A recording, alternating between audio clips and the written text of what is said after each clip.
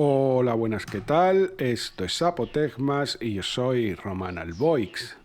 Hoy os voy a hablar de Shiva, vamos a continuar con la introducción a la alquimia y vamos a ver un poco también de simbología al respecto y vamos a explicar unos cuantos conceptos que yo creo que son necesarios para posteriores vídeos.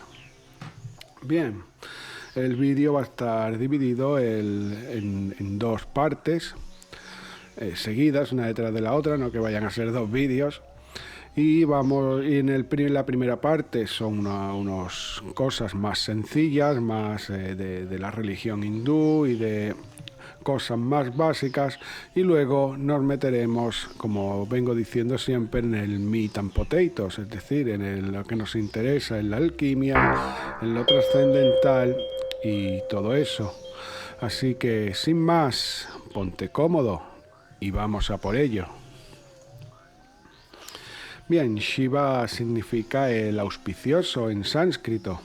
En la tríada de dioses hindú es el tercero. Brahma crea el universo, Vishnu lo preserva y Shiva lo destruye para crear uno nuevo.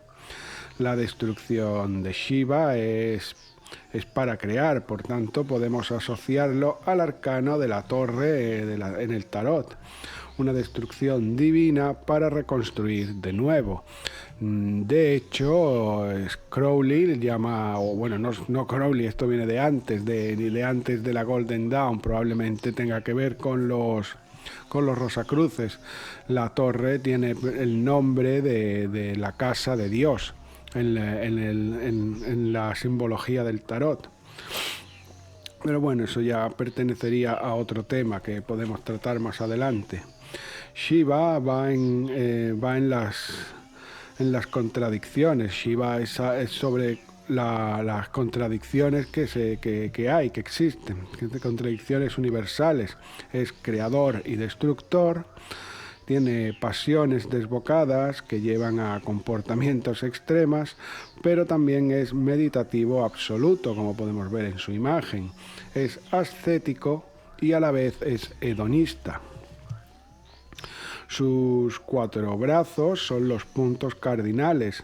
La mano que sostiene el Damru es una especie de timbal hindú, es símbolo de la creación, en conexión con el sonido primordial, Aum o Om. La creación de alfabetos y el lenguaje, la gramática y la música.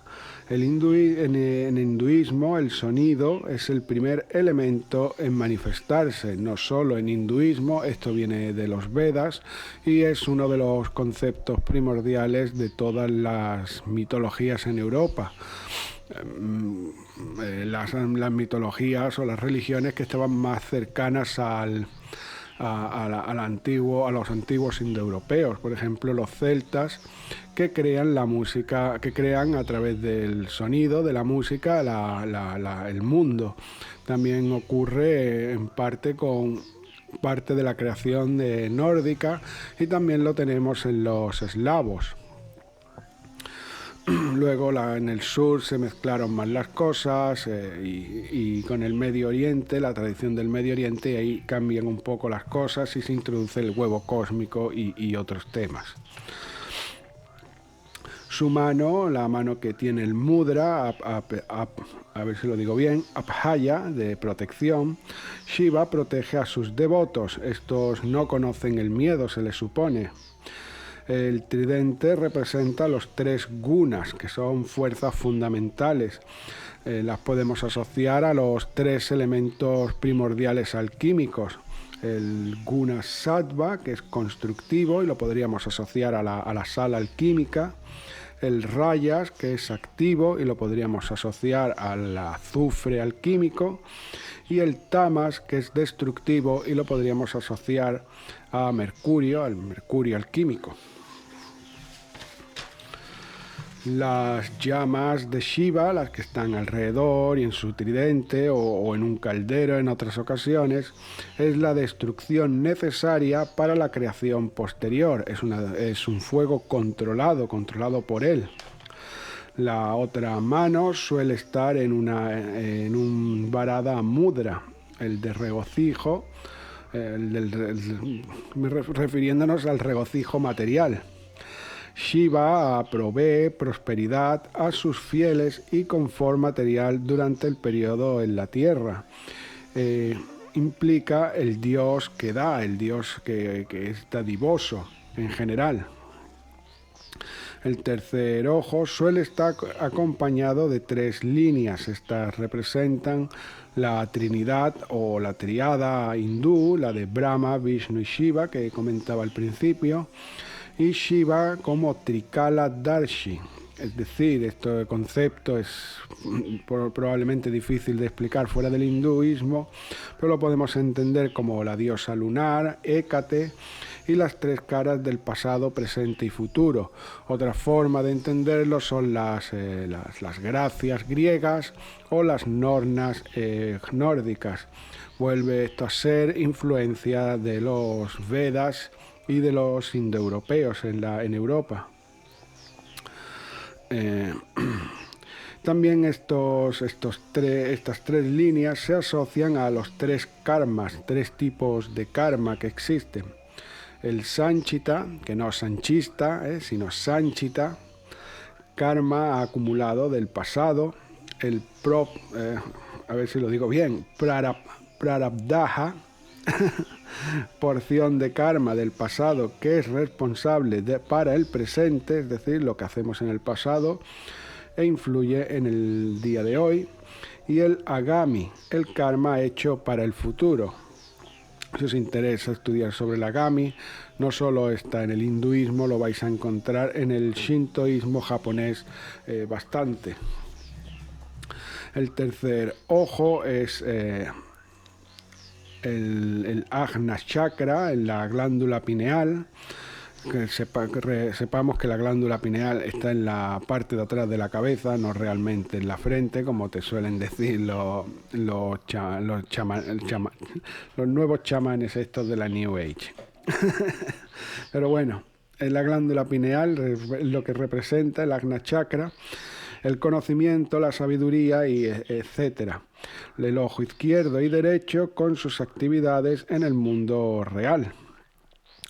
Con el tercer ojo, Shiva ve más allá de la ilusión de Maya y destruye todo el mal. Con el tercer ojo, Shiva lanza llamas cuando lo abre, destruye todo lo que es falso, los miedos y las ilusiones.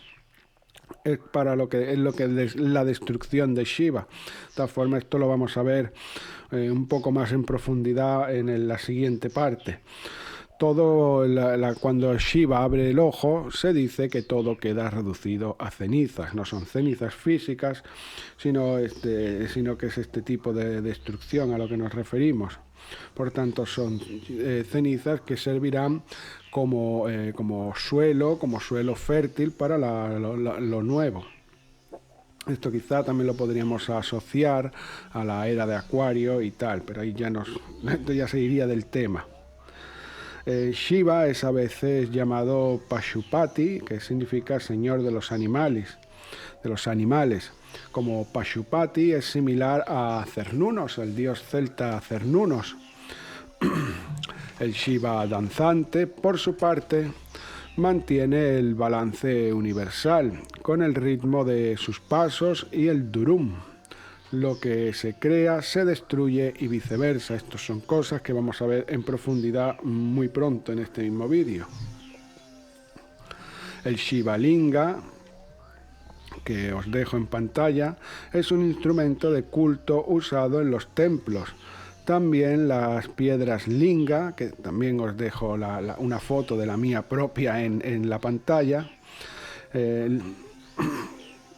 Bueno, pues el linga en sí, lo que es el linga, significa masculino. No es que signifique masculino, es que todo lo que encierra la palabra, lo que engloba la palabra, es lo masculino, la masculinidad en sí. Y el yoni es el femenino, por su parte. El conjunto es el producto del Shiva Linga.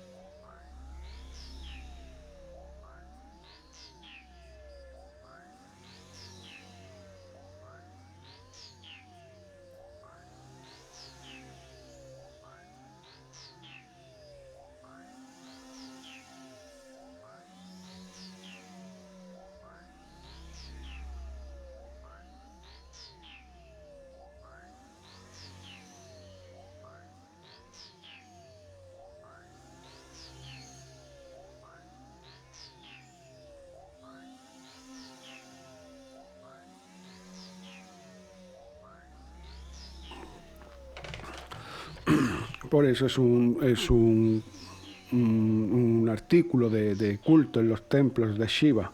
Shakti es la pareja divina de Shiva. Shakti representará por tanto al Yoni. Shakti tiene 3 formas: Parvati, Durga y Kali. Nos sonará de Kali Yuga, por supuesto. En las 3 ama a Shiva. Vishnu representa el padre, el patriarcado, no el patriarcado que nos dicen las feministas, sino la época del patriarcado estudiada en sociología, en diferentes autores. Lakshmi o Lakshmi es su pareja, la pareja de Vishnu, a sus pies sirviéndole. Shakti y Shiva comparten espacio como Parvati. La creación es posible solo con la forma Parvati. Es decir, la creación de Shiva solo ocurre cuando él está en ese avatar. Así, Shiva o el conjunto Shiva-Parvati sería lo más correcto, por esto del Shiva Linga. Son el... Y atención, a ver si lo digo bien también, estas palabras hindúes son un poco raras. Bueno, pues el conjunto de Shiva y Parvati, que es el conjunto creador, el conjunto que produce, son llamados Ardhanarisvara. Ardhanarisvara. Esto no lo voy a cortar, lo voy a dejar así para que os riáis de mí. Y significa mitad mujer, mitad señor. Shiva es Purusha, también el masculino cósmico, y Shakti es Prakriti, la naturaleza primordial. Esto ya lo hemos visto en vídeos anteriores, no recuerdo exactamente si el anterior o el otro, pero esto significarían el dios del cielo y la madre naturaleza, o la novia del mundo, este concepto de Freya y tal. Esto lo vamos a ahondar muy en breve. Los hijos de Shiva son Skanda o Kumara y Ganesha o Vinayaka. Si a alguien le interesa hacer trabajos con Shiva, trabajos mágicos, etc., pues tendría que practicar la meditación, despertar, iluminación, el balance de los chakras, trabajar en el estar presente, que es no pensar en el pasado, no pensar en el futuro, sino el trabajo de estar en el presente, encarar y eliminar los miedos, en parte es estar en el presente, y dejar ir lo que no se necesita, es decir, pasar del pasado y pasar las fases que se nos van poniendo en la vida, ir superando las pruebas que la vida nos pone. Eso sería el trabajo que se hace con Shiva. Si por eso mismo, pues alguien que quiera hacer trabajos con Shiva, rituales con Shiva, necesitará un linga, un Shiva linga, o una piedra linga, percusión, música, baile, un tridente. Esto son cosas que se pueden necesitar, no es que necesites un tridente. La presencia del fuego es importante en los rituales con Shiva. Se suelen hacer en la luna creciente. El uso de calaveras y ceniza también es utilizado. Algún tipo de simbología del toro que está asociado a la figura Nandi. Esto es otro tipo de deidad que no voy a entrar a explicar ahora. Serían como sirvientes de Shiva. Hay también cosas relacionadas con tigres y adornos atigrados, elefantes, serpientes, antílopes y colores como el blanco y el azul serían los suyos. Ofrendas que se le suelen hacer a Shiva son leche, miel, el ghee, que es un tipo de pasta que se hace con una semilla, las flores y la cuajada. Tengamos en cuenta que Shiva es pura energía cósmica masculina. Y ahora vamos a pasar a la siguiente parte del vídeo. Y ahora pues vamos a empezar la segunda parte, que es lo gordo, lo importante. Lo que no se puede percibir a través de los sentidos es una nada. Y eso es Shiva, aquello que no es. Shiva está vivo y permanece en todo lo que va a ser destruido, lo que es finito, porque lo que se va a destruir termina, es finito.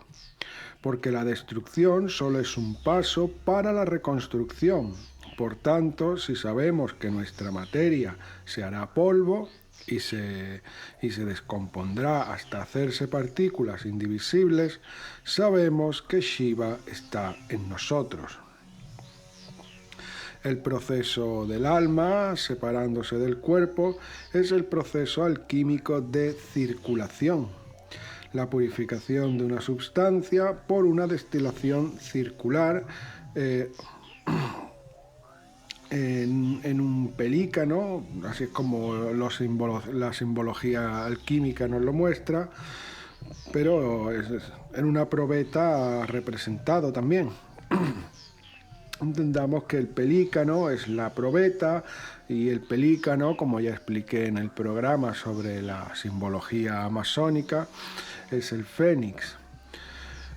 Shiva es el fuego, lo cual es el pelícano y el fénix también, y por tanto es el fuego de la destrucción, como ya dije antes, el de la destrucción, que es para reconstruir, lo que podríamos llamar correctamente el fuego purificador, y no el fuego purificador de la Santa Inquisición, no nos confundamos.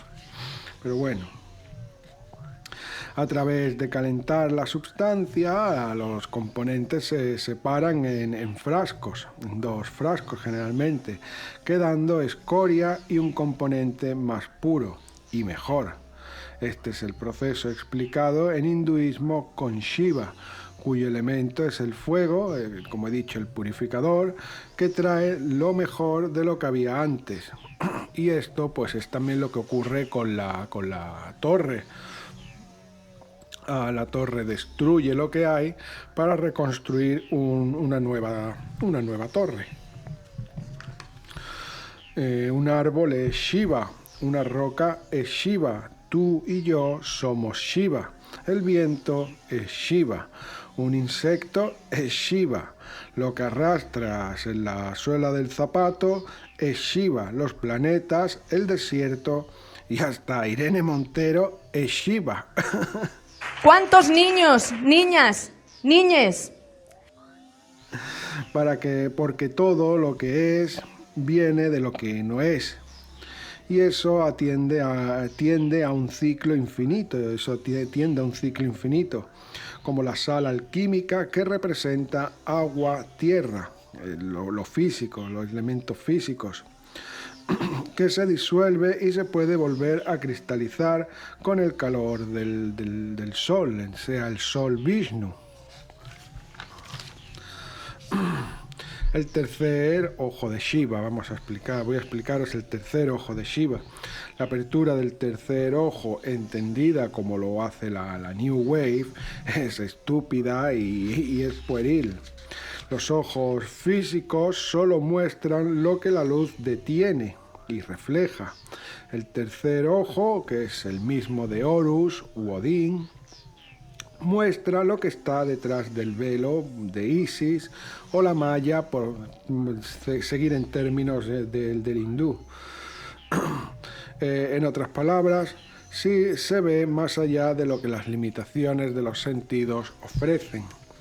Para comprender la nada, lo que sería más correcto, la nadedad, que creo que esa palabra no existe, pero la voy a utilizar, es necesario verla. Para comprender la nada o la nadedad es necesario verla. Para ver la nada es imprescindible aniquilar los sentidos. Todo esto lo resume Michael Ende en La historia interminable. Por ejemplo, como Bastián Baltasar Bux, el protagonista, el niño, pasa a ser consciente de lo que hay más allá del velo para conocer la nada, concluyendo al final de la historia que dicha nada era necesaria para reconstruirlo todo, sea la emperatriz Isis o Freya, y la nada Shiva. De hecho, Michael Ende, cuando escribe la historia interminable, conserva mucho de la Golden Dawn y de los Rosacruces. En este proceso, el matar el ego junguiano para abrir el tercer ojo y contemplar a la sacerdotisa en su pleno esplendor, como hace Baltasar Bastián Bux, cuando se encuentra con la reina del otro reino, que creo recordar que se llamaba Fantasía. No recuerdo exactamente el nombre que le da Ende, pero sabéis de qué hablo. El tercer ojo de Shiva, o sea, de cada cosa existente, que cada cosa existente tiene un tercer ojo, es destructivo. Pero en los términos dichos antes, todos tenemos un tercer ojo que al abrirse destruye lo que los sentidos perciben. Ahora la ciencia habla de dimensiones no físicas de existencia, algo que no es nada, pero es una fuerza poderosa. No hablamos de una fuerza como la magnética o las energías, la electricidad, etcétera, sino de la nada en absoluto, pero que es y forma parte de la realidad. Por ejemplo, la frecuencia de onda, que ya la expliqué en mi vídeo sobre la realidad. Aunque hay otros muchos conceptos nuevos de la ciencia que se podrían adaptar a esto. Una dimensión que no es nada, donde se mueven los electrones, y nosotros somos incapaces de concebirlo. Esto es la frecuencia de onda. Lo del experimento de la rendija. Eso es Shiva.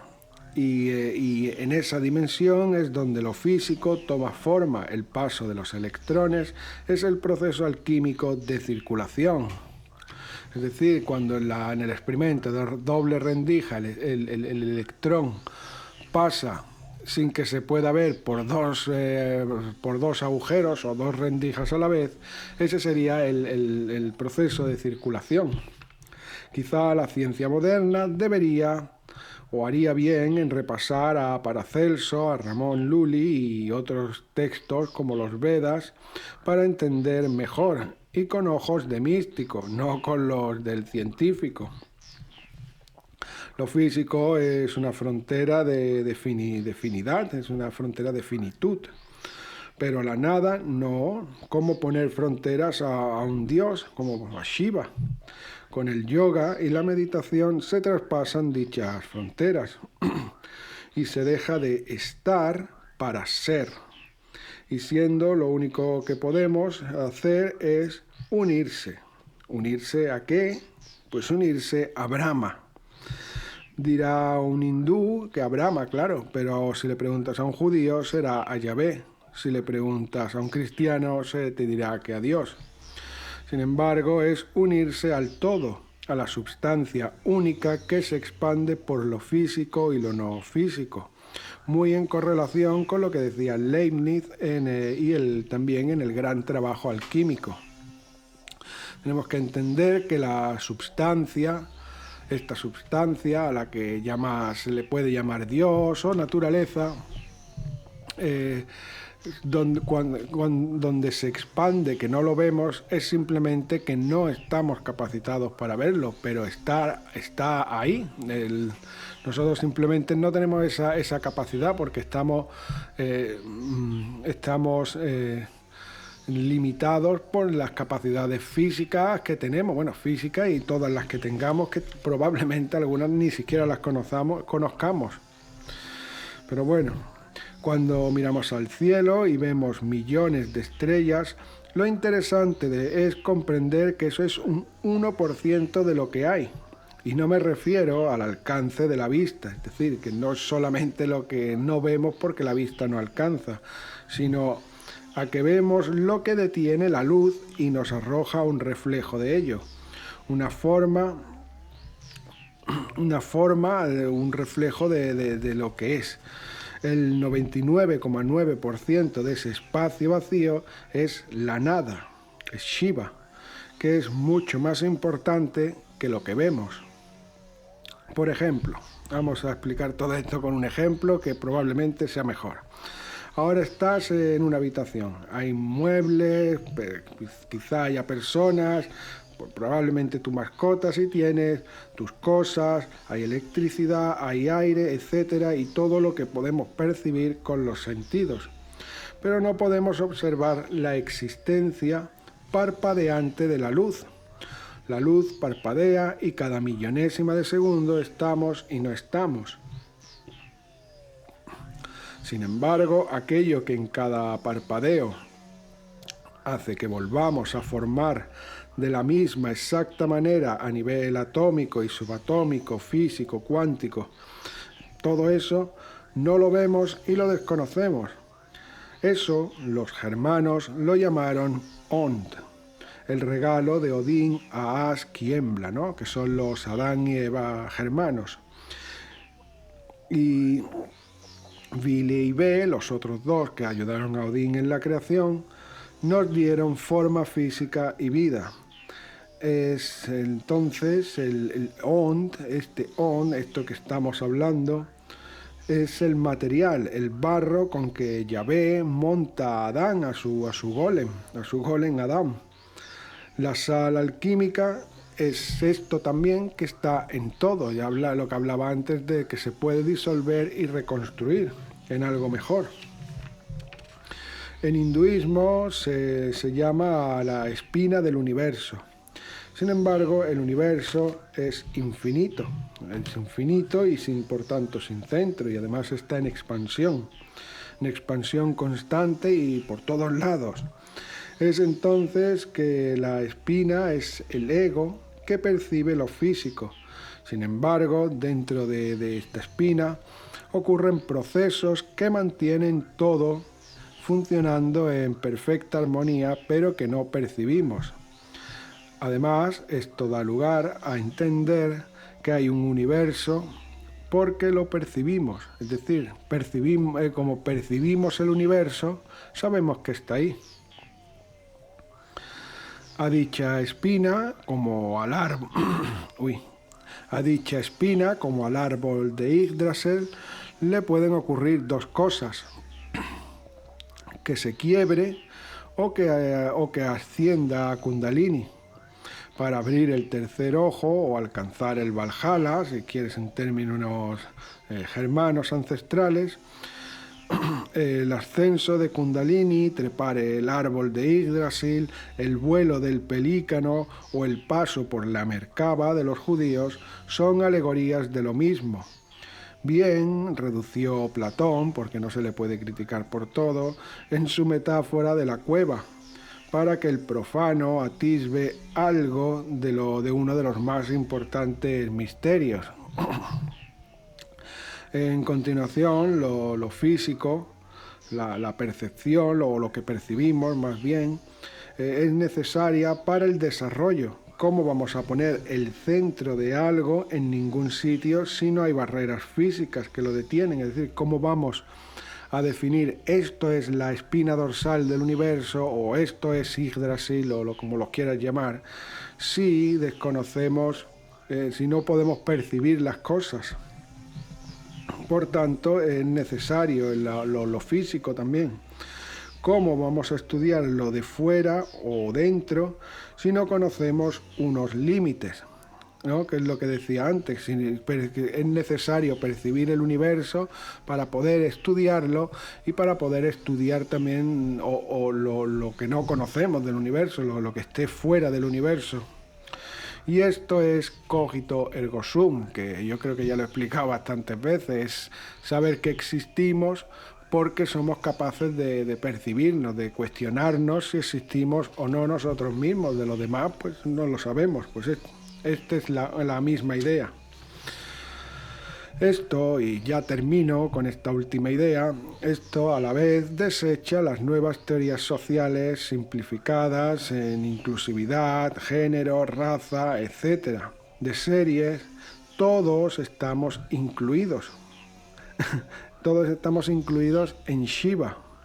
Y tratar de exportar eso a lo finito, es decir, a cosas materiales, pues como el género, la raza o o lo que quieran esta gente inventarse, es nuevamente pues estúpido y pueril, no tiene sentido. Al universo, o a Dios, o a lo que tú lo quieras llamar, le da igual tu vida física. A quien amas u odias, o de qué color seas, eso se acaba con la descomposición. Cuando te mueres te haces polvo y da igual que seas negro, chino, amarillo, que te acuestes con hombres, con mujeres, lo que sea, va a dar exactamente igual. Cuando eso se acaba con la descomposición molecular y todos estamos contenidos y a la vez somos contenedores de la misma sustancia única. Los derroteros actuales nos alejan de cualquier visión del velo de Isis, es decir, todas estas políticas, todas estas tendencias, pues nos alejan de conocer lo que hay más allá del velo, no nos lo permiten porque estamos centrados en si mi vecino es negro o no es negro, o si mi vecino es gay, o si yo soy tal o cual. Eso realmente da igual. Tú sé lo que tú quieras ser y lo que tengas que ser. Eso da exactamente igual. Pues eso, estas políticas actuales, estos derroteros sociales, nos llevan a alejarnos de la visión del velo de Isis. Pues es que aunque sea de lejos, es que le estamos dando la espalda. El que conoce a Freya, la gran sacerdotisa, carece de interés en las personas en esos términos. Ojo, en esos términos que nos tratan de imponer. Y porque nos lo tratan de imponer porque estos legisladores conocen este punto, han analizado ya este punto. Pues eso ya sí que es totalmente otro tema y que se podrá tratar en otro programa. Pero hasta aquí el vídeo de hoy. Espero que te haya gustado. Estas son las divagaciones de un ermitaño. La conclusión final es tuya.